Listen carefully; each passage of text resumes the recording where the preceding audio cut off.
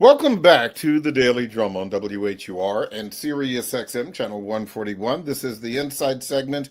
I'm Harold Fisher. During this Thanksgiving week, we continue examining issues that are in keeping with the season. Tonight, we're talking about navigating some of the complicated dynamics of blended families. There are parents and step-parents and bonus parents and children of divorce and so much more. How do you avoid conflict and keep the peace, not just at the Thanksgiving table, but during the entire holiday season? My guest is clinical psychologist and CEO of Cutts Consulting, Dr. Nicole Cutts. Dr. Cutts, happy holidays to you. Thank you so much for joining the conversation.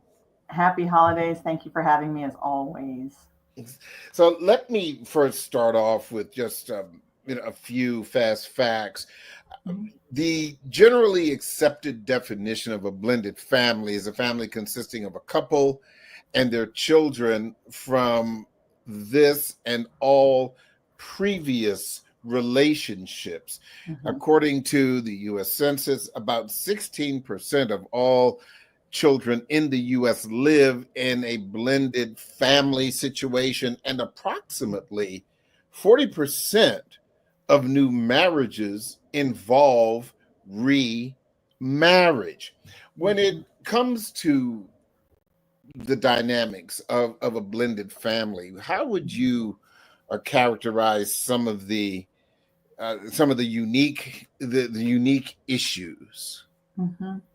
Well, it's a really good question. And of course, it varies from family to family. But some of the main unique issues would be past traditions, coming together, maybe a little bit in conflict, different values, different backgrounds, maybe different beliefs that come with a blended family, right? So even though the parents are the parents of the children, they're bringing with them a whole family history and culture. And then that culture is meeting the other family culture. And so, how do they mix?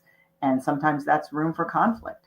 Yeah, I would imagine, just as you were speaking, if you have a child from a previous relationship, for example, or children from a previous relationship, let us say that where that previous household was a vegetarian or vegan, and now the new spouse has a family that is, all, turkey and pork chops and ham and collard greens and the whole bit. And I would imagine that would be, one of the kind of a basis for conflict when you're talking about culture.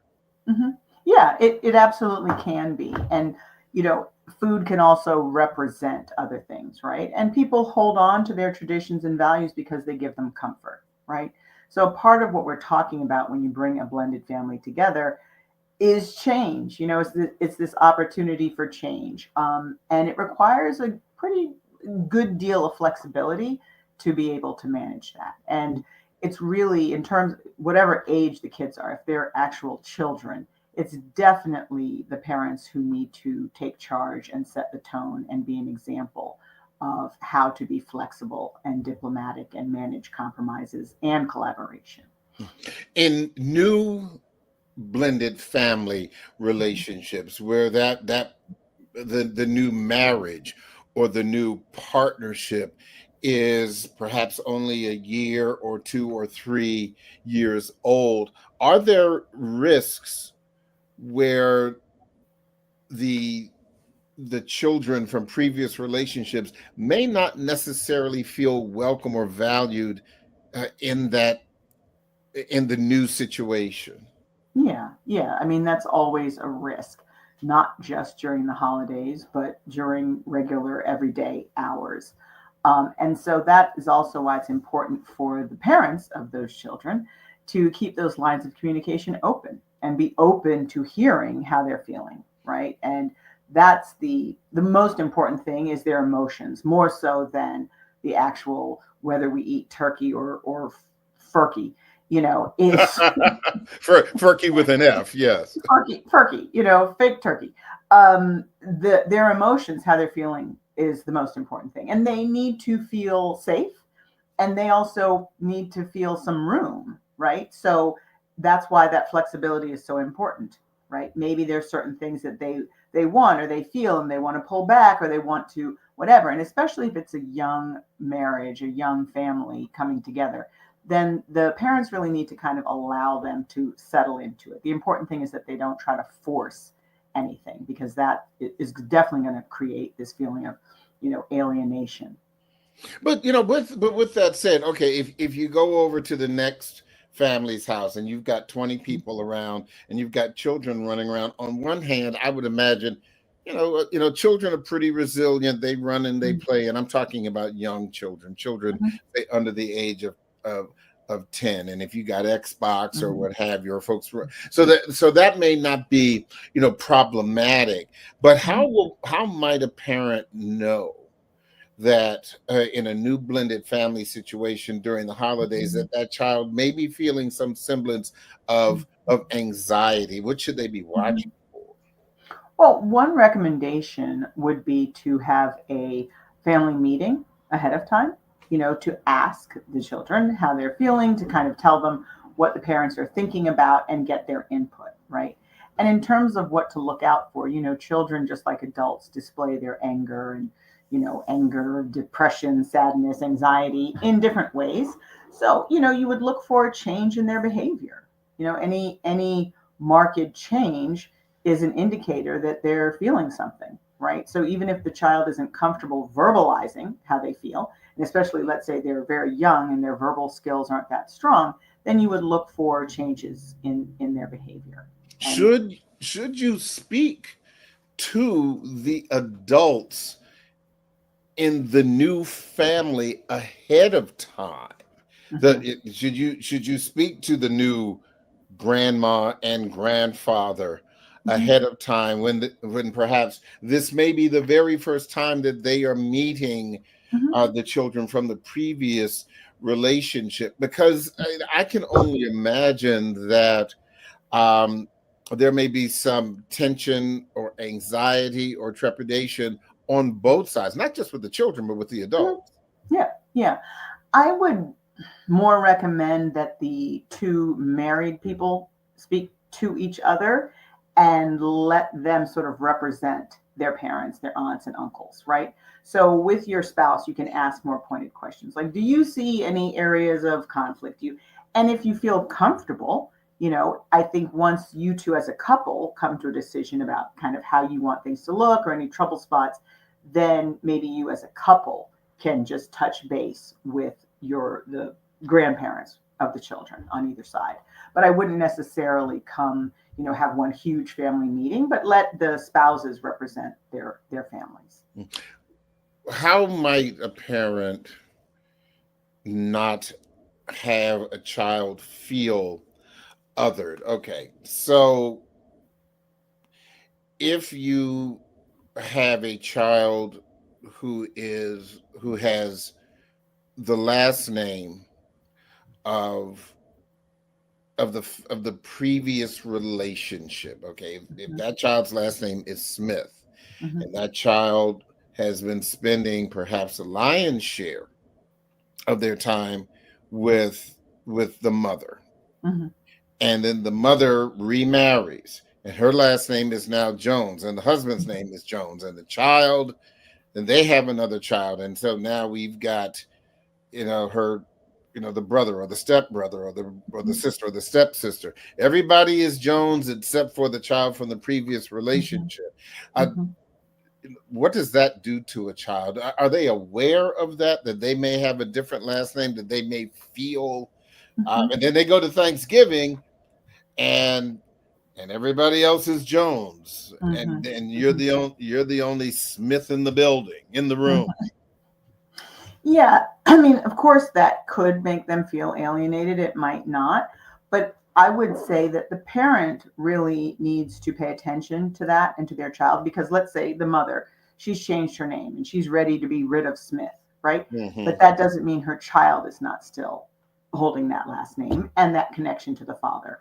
So I think it's important for the mother to be mindful, right? Or if it's the other way around, the father. But to be mindful that if it's a one Smith is not getting lost, right? So even though she might not still identify as Smith, maybe you throw in a few, this is going to be the Smith Jones first Thanksgiving, right? Even if there's only that one Smith, because you want, if it's the one Smith is a child, you want them to feel that they and their identity still have a place, that you're not erasing their past.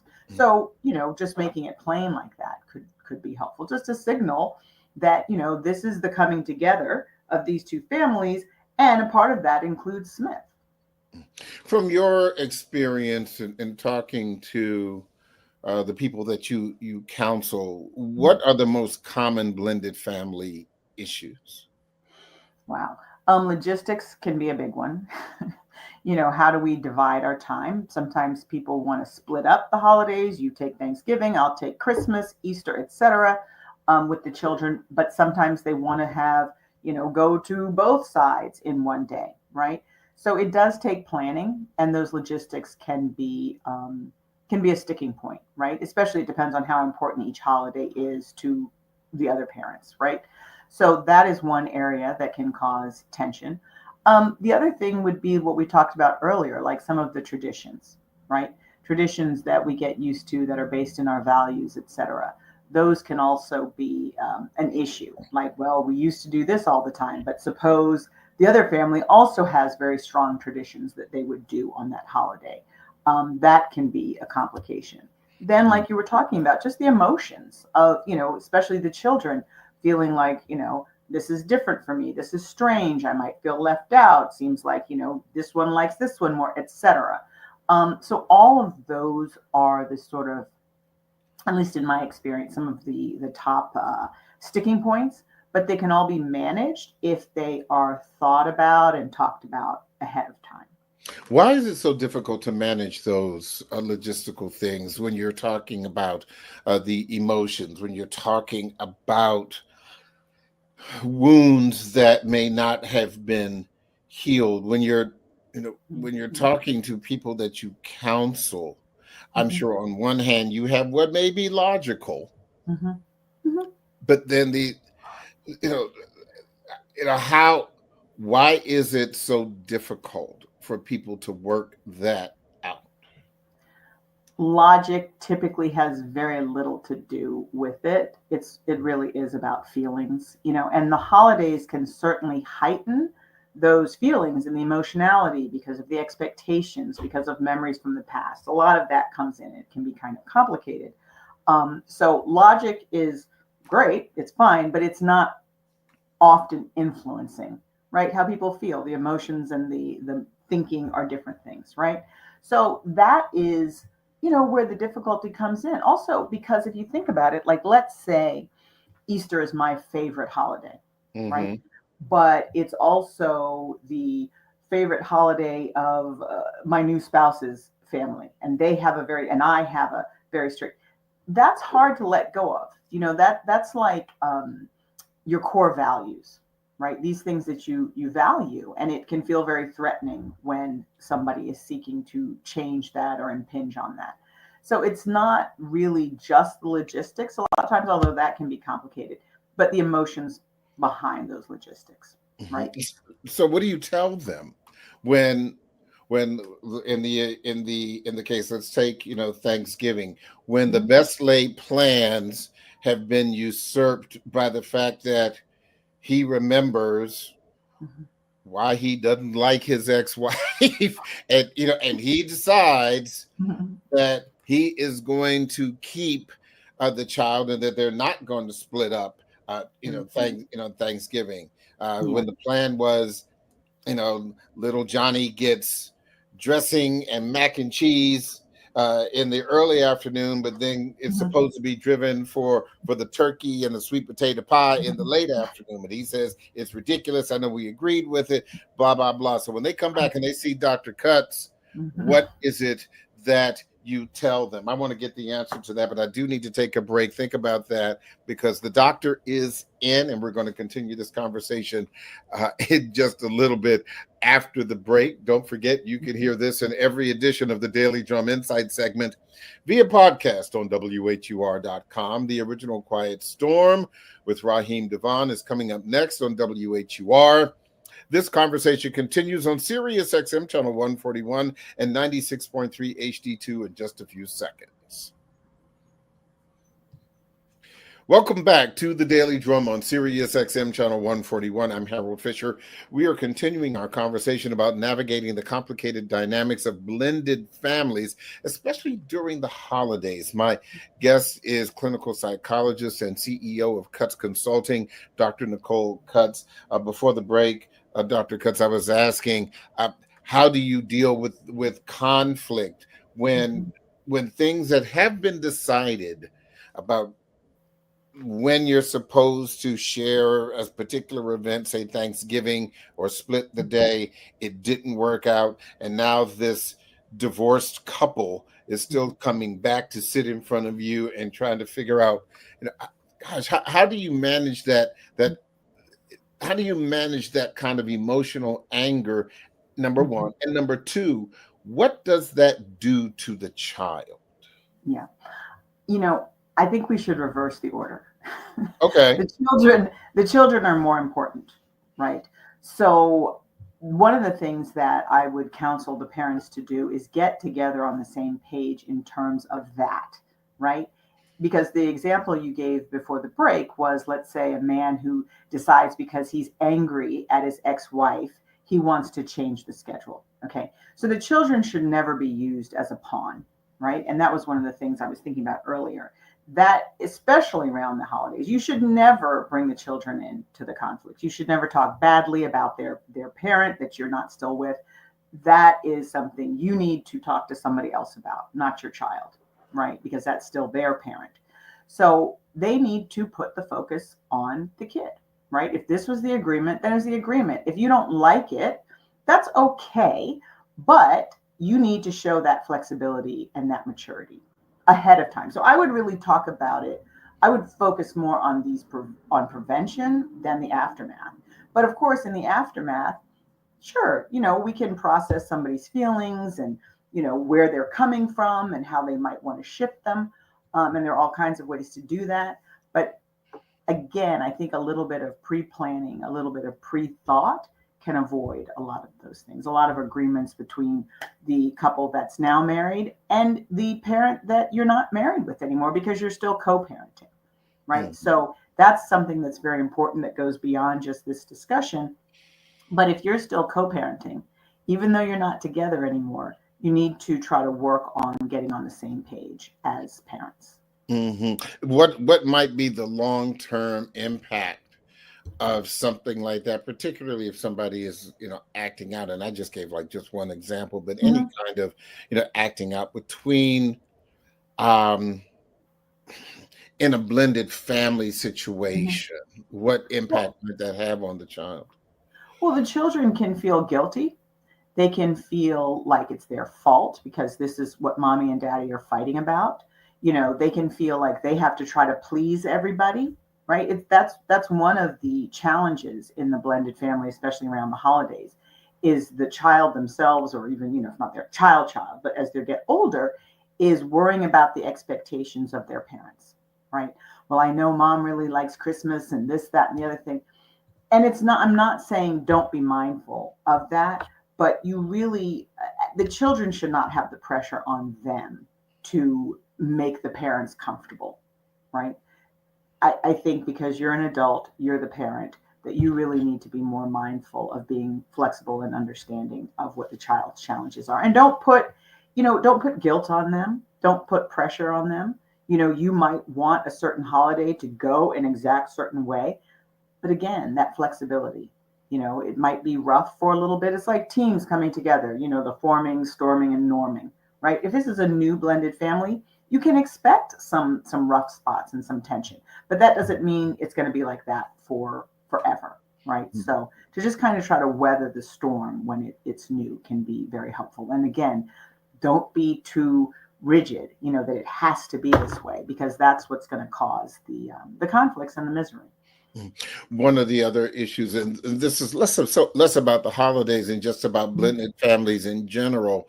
Uh, how does one deal with discipline from the non-biological parent? If you've got a young child, Mhm. and what, how do you have that conversation? Because children, you know this, children are pretty smart, Mhm. and they pick up, well, you know dad lets me do this, and you're not my real mama, and so I Mhm. can, ooh, yeah, Yeah. that's Yeah. It is one of the biggest complications, right? Like the ability or the possibility of splitting the parents and playing them against each other and manipulating one situation or another, um, is a very real and present danger, right? So the way I look at it in a family system, you've got the parent subset, you've got the children subset, right? And they need to stay in their roles. So the parents, again, they need to be unified. They need to be on the same page. So the parents should talk about how we are going to handle discipline, right? And again, if you have a good co-parenting relationship with your ex, then theoretically, all three or four of you should be able to talk, right? To get on the same page. Not that you're all going to do the exact same things, right? But there has to be some agreement, because if it's, well, dad lets me do this and now you should, at least the parents could agree that, sure, while he's at my house, he has that flexibility. He can stay up late, watch some TV or whatever. But at this house, you have to follow the rules of the parents, and you want to avoid that splitting. Kids will try to split their divorced parents, and they'll try to split the newly married couple. And it's up to the parents to not allow that. And what I'm talking about is, so let's say the ex-husband, right? He is sort of favored because he's dad and he's fun and he has fewer rules. And so he might manipulate that where his ex-wife is concerned because of anger, resentment, etc. That is something that a mature, emotionally intelligent adult should not do. If anything, both parents should be saying, listen, when your parent says this, then you need to listen. If you don't denigrate mom shouldn't denigrate dad and say, oh, that's just your dad, don't listen to him. They should be on the same page in terms of teaching the children that there are boundaries. That if dad says something, unless it's, unethical or dangerous, that you have to follow that. Mhm. Does I that like answer what the you, question? yes, indeed, and I like what you said about the whole issue about boundaries, because number one, I think the question that would really change the world is, where are the mature, intelligent, uh, adults? They I think, they've gone the way of the dodo in some cases. you know. There's still there, and there's still the potential for us to be more there, right? But what it requires is putting aside your own ego and your pride to do the right thing, right? It's not about, you shouldn't be still trying to get back at your ex through the children. You shouldn't be trying to get back at them at all, but of course that's, but especially not through the children. Let's go back to the Thanksgiving table, and this is less Mhm. about children and just more about family as a Mhm. whole. Mhm. And in just about every Black holiday movie for Thanksgiving, there are always secrets and old wounds that come up at the table. Mhm. I mean, Especially if there's a inevitably. lot of alcohol present. Yeah, that's right. That's, It's always there. mhm. Let's talk first of all about the old wounds with Mhm. siblings, and Mm. why why is it that these things seem to only happen during the holidays, when you hit your sister upside the head with an iron when she was 14 years old, and she still has the scar, or If not um brain damage. Right. So, or when when the bully of the block was outside Mhm, and the brother didn't come out to help defend the mhm, sister or what have you. mhm, Why do these things happen at the mhm. at the holiday table?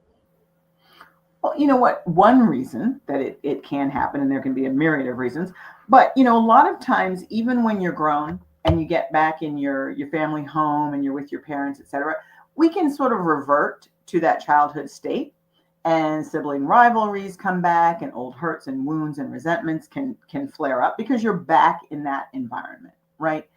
Um, but it's really up to each individual to decide what they want to bring to the holiday, right?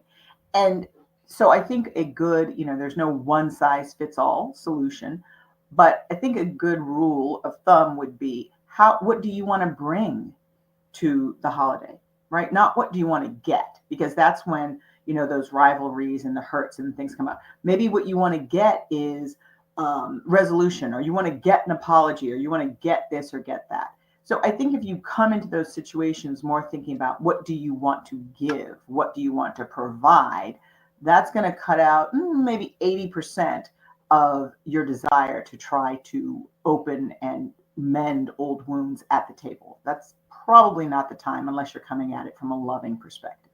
How should you address that ahead of the holiday season? Because obviously, like you Mhm, said, if you get at the table and you kind of revert back to the traditional or historic family dynamic, mhm, that timeline that mhm, they all remember.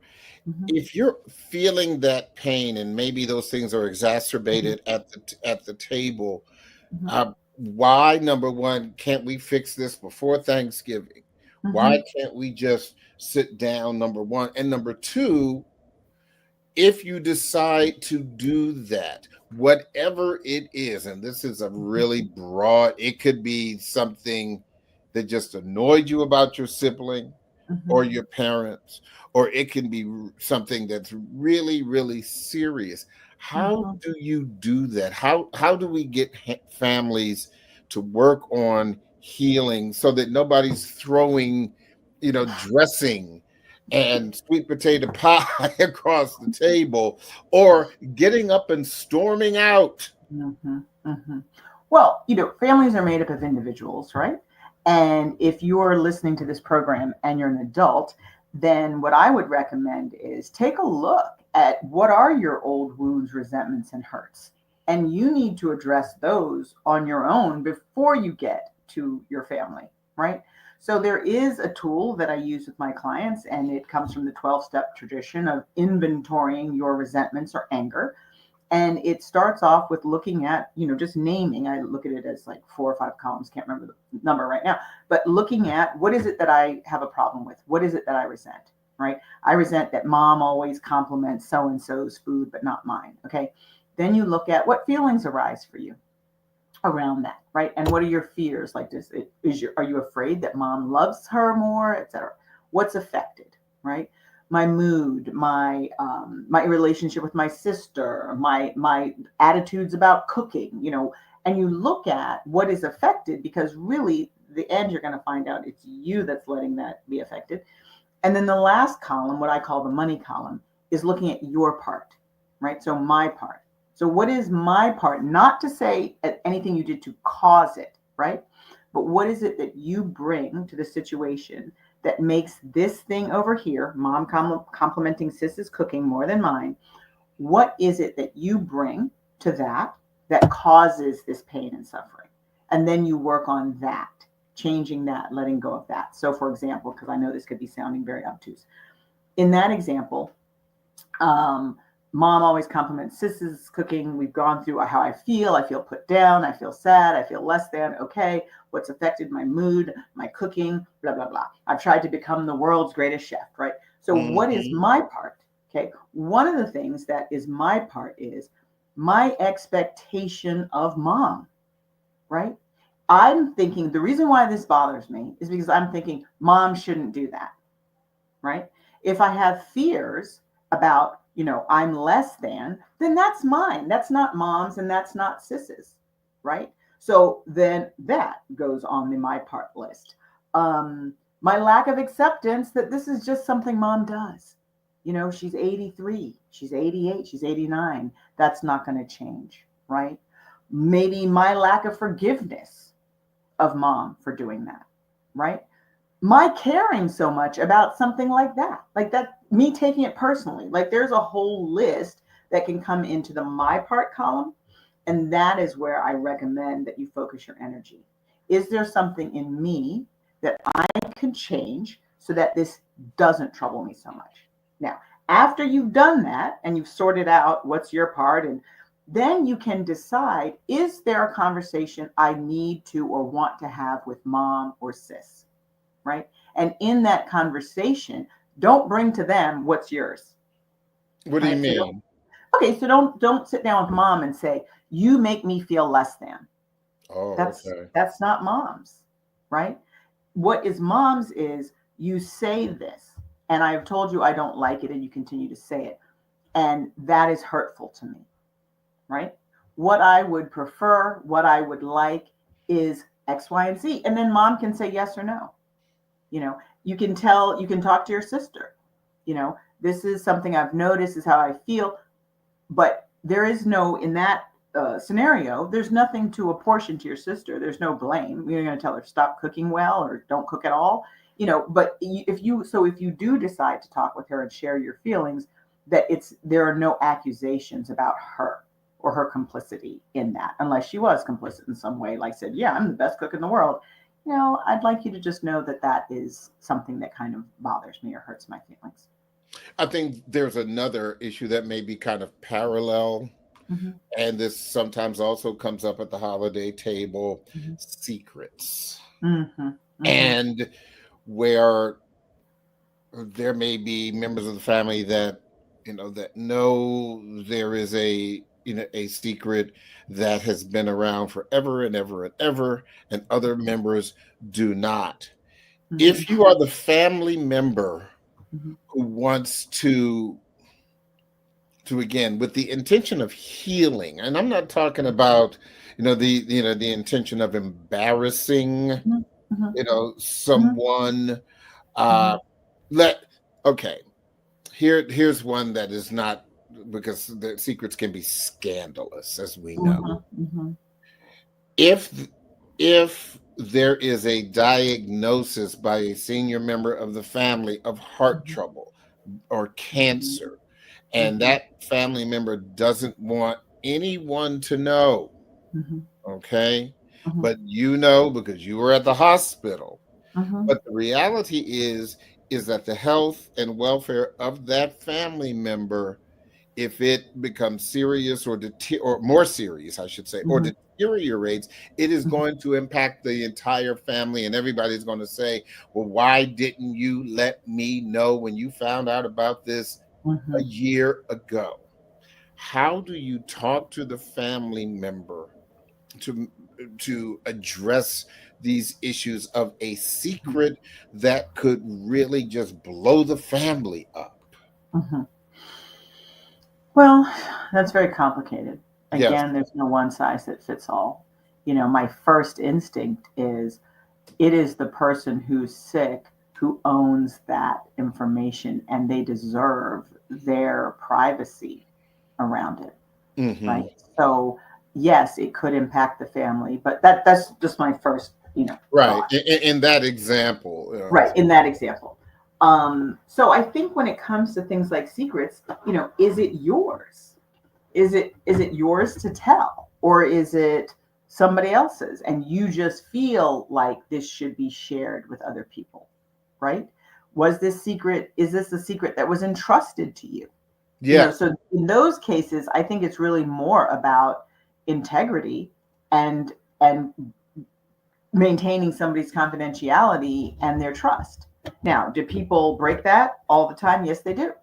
I don't even remember what it was. I was looking at some show the other day, and the new wife found out that the boy's father wasn't really his father, and she told the mother he needs to know, Mm. and she asked her not to tell, and within it was sitcom, whatever. So within 2 2, she told him, and I'm looking at that like that was not yours to tell, whether or not you thought he should know it.